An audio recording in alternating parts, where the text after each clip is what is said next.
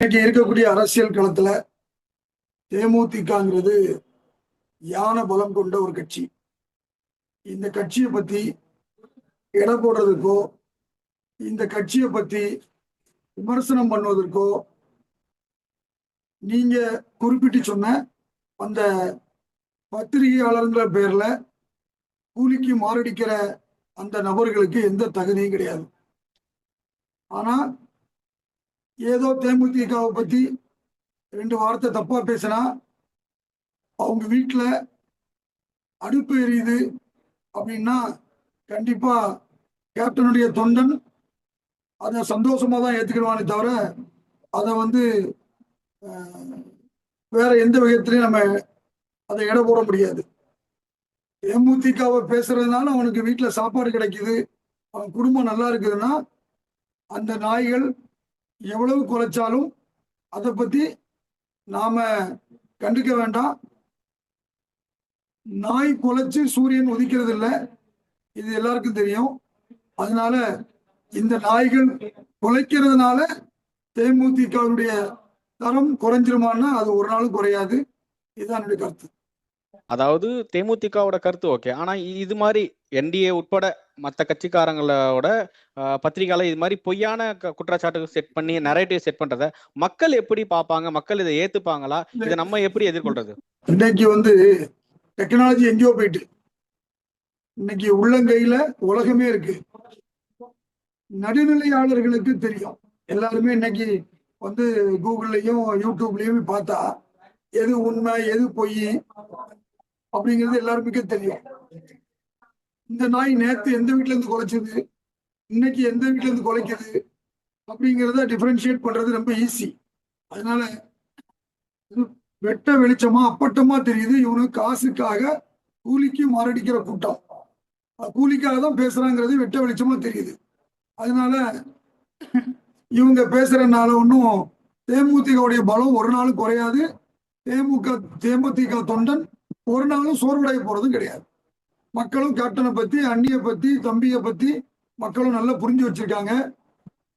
இவ்வளவு இழப்புகளையும் தாண்டி இந்த குடும்பம் இந்த நாட்டுக்காக சேவை செய்யறதுக்கு, இந்த மக்களுக்காக சேவை செய்யறதுக்காக இன்னும் தங்களை வருத்தி கொண்டு களத்துல நிக்கிறாங்கிறது நாட்டு மக்களுக்கு நல்லாவே தெரியுது.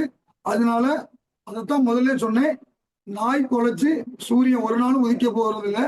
அதனால ஆயிரம் கைகள் கொண்டு மறைத்தாலும் ஆதவன் மறைவதில்லைன்னு சொன்ன மாதிரி எவன் என்ன சொன்னாலும் சரி, தேமுதிக அது ஒரு பத்திரமாத்து தங்கம். அன்னி பத்திரமாத்து தங்கம்.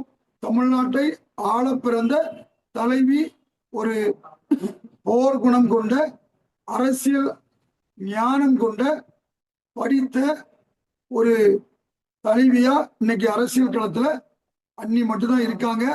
அதுவும் நாட்டு மக்களுக்கு தெரியும். இந்த நாய்கள் குறைக்கிறதுனால அன்னைக்கு எந்த சேதாரமும் கிடையாது. ஒரு பக்கம் இது மாதிரி பொய்யான வாக்குறுதியை கொடுக்கிற பட்சத்துல திமுகவோட கூட்டணி கட்சிகளுக்குள்ள குழப்பத்தை உண்டாக்கணும்னு மற்ற கட்சிக்காரங்களா பிளான் பண்ணிருக்காங்க. அதாவது என்னன்னாக்கா விசிகா தேமுதிகவோட கம்மியா சீட்டு வாங்குறதா, இந்த காங்கிரஸ் கம்மியா வாங்குறதா அப்படின்னு குழப்பத்தை உண்டாக்க பாக்குறாங்க. இது மாதிரி குழப்பத்தை உண்டாக்குறதுனால திமுக கூட்டணிக்குள்ள இருக்கிற கட்சிகளுக்குள்ள பிளவு ஏற்பட வாய்ப்பு இருக்கா? எப்படி இதை பாக்குறாங்க மக்கள்? அந்த பிளவை ஏற்படுத்துறதுக்கு தான் இந்த நாய்களுக்கு காசு கொடுத்து குலைக்க வச்சிருக்காங்க. அதுதான் அவங்களுடைய நோக்கம். ஆனா இன்னைக்கு தொகுதி பங்கீடை பொறுத்த வரைக்கும் மாண்புமிகு தமிழ்நாடு முதலமைச்சர், திராவிட முன்னேற்ற கழகத்தினுடைய தலைவர் திரு மு.க. ஸ்டாலின் அவர்கள் இன்னைக்கு தெளிவா காய்களை நகர்த்தி கூட்டணி பேச்சுவார்த்தையை நடத்தி இன்னைக்கு 99.99% இன்னைக்கு அழகா என்ன பண்ணிட்டாங்க, இந்த கூட்டணி தொகுதி பங்கீட ஏகதேசம் முடிக்கிற தருணத்துல இருக்காங்க. அதுல ஒரே ஒரு கட்சி மட்டும்தான், தமிழக வாழ்வுரிமை கட்சி, இன்னைக்கு இந்த கூட்டணியை விட்டு வெளியே போயிருக்கதா அறிவிச்சிருக்காங்க.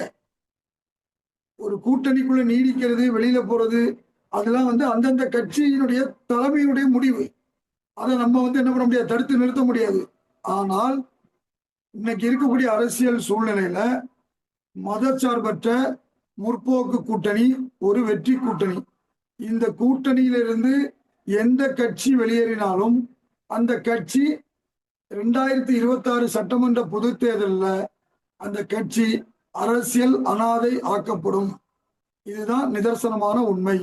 ஆனா இந்த பத்திரிகையாளர் சொல்லக்கூடிய இந்த கூலிக்கு மாரடிக்கிற இந்த கூட்டத்தினுடைய நோக்கமே எல்லாரையும் பிளவுபடுத்தணும்.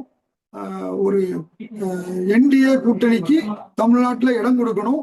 அதுக்குண்டான வேலைகளை தான் அவங்க செய்துட்டு இருக்காங்க. பட் அவங்க எவ்வளவு கூறினாலும் சரி, எந்த விதமான பிரதிபலனும் இந்த அரசியல் களத்துல அவங்களுக்கு கிடைக்காதுங்கிறது என்னுடைய கருத்து.